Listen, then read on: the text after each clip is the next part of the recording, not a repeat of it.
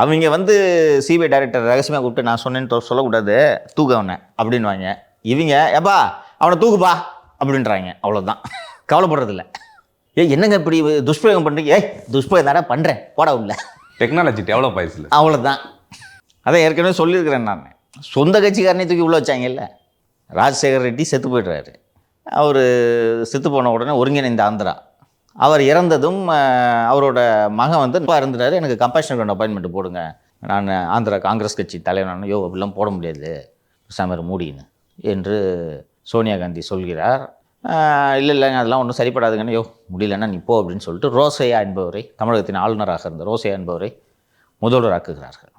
முதல்வராக்குறீங்களா நீங்கள்? நான் தனி கட்சி ஸ்டார்ட் பண்ணுறேன்ட்டு அவர் வெளியில் போனோடனே தனி கட்சியை ஸ்டார்ட் பண்ணுறேன் இரு அப்படின்ட்டு. காங்கிரஸ் முதல்வர் மீது சொத்து குவிப்பு வழக்கு. ராஜசேகர ரெட்டி வருமானத்திற்கு அதிகமாக சொத்து சேர்த்தார். அவர் செத்துட்டார், இப்போ எப்படி கேசப்படுவார்? தனது பினாமியான மகனின் பேரில் சொத்துக்களை சேர்த்துள்ளார்னு ராஜசேகர ரெட்டி மேலே எஃப்ஐஆரை போட்டு நீ பினாமி தானே, நீ உள்ளே போன்னு தூக்கி உள்ள வச்சுட்டாங்க. கிட்டத்தட்ட 18 மாதம் உள்ளே இருந்தார். இன்னும் பெண்டிங் அந்த கேஸ்லாம்.